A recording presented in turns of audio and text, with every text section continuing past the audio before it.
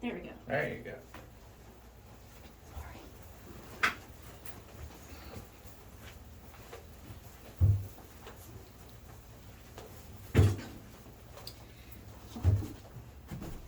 Okay, I want to invite you all to close your eyes and take an imaginary ride with me. It's a warm summer afternoon at a family gathering with sounds of music, laughter, and children playing. The air is filled with smoke and hints of savory spices, sweet sugars, and notes of low and slow cooked meat coming from the grill. Now, open your eyes and take a guess at what was cooking. Barbecue. That's right, barbecue. Even though barbecue has many variations across the United States, it has the ability to bring people together.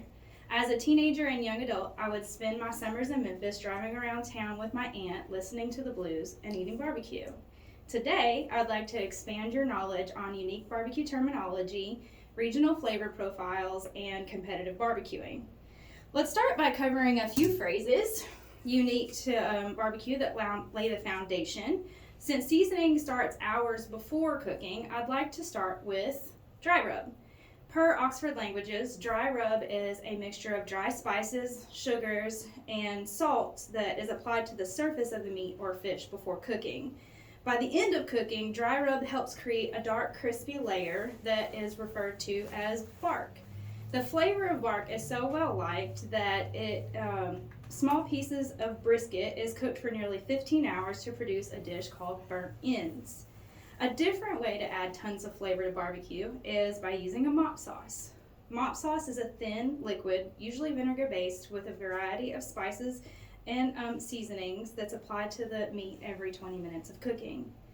Another phrase unique to barbecue is a Texas crutch, which is a method of cooking by wrapping the meat in foil to accelerate the cooking times and tenderization.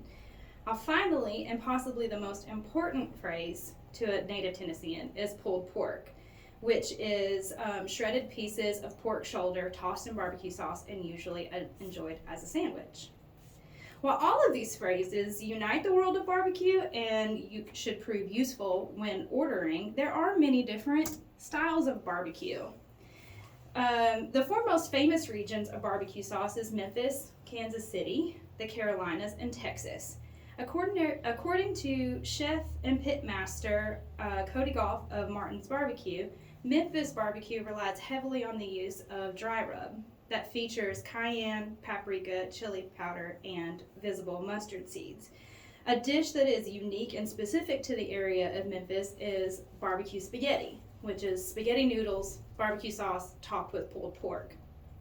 The next area of barbecue I'd like to talk about is Texas, where meat speaks for itself as a result of the wood used for cooking. Popular wood choices is pecan, mesquite, and hickory. Traditionally, Texans do not use sauce. They prefer to use dry rubs that feature salt and pepper.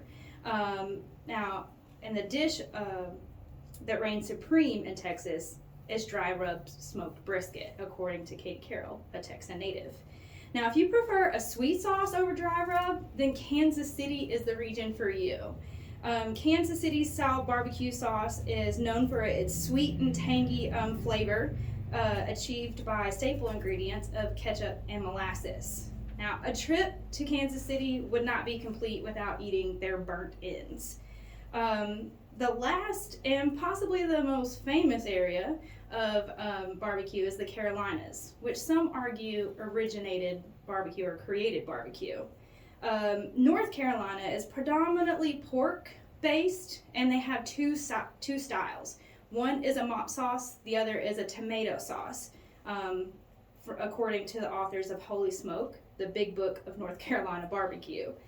South Carolina may be the sauciest region yet, as it said that they have 4 barbecue sauces.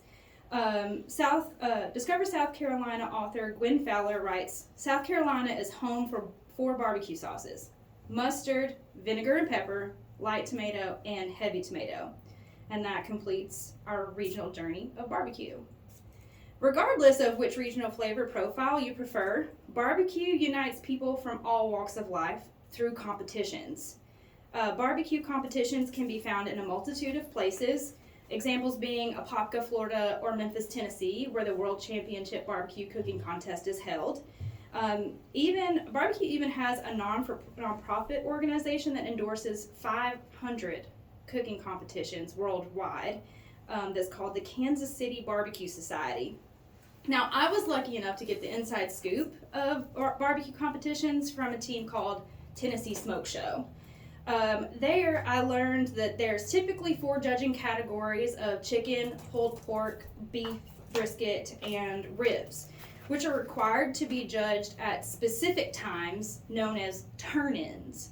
Because cooking starts several hours before judging, it is critical that a barbecue team is structured and task-oriented, as missing a turn-in time by 5 minutes could disqualify you.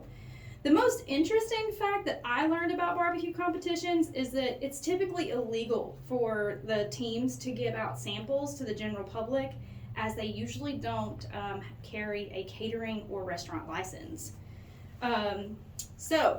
Yes, indeed, barbecue has many facets in the United States.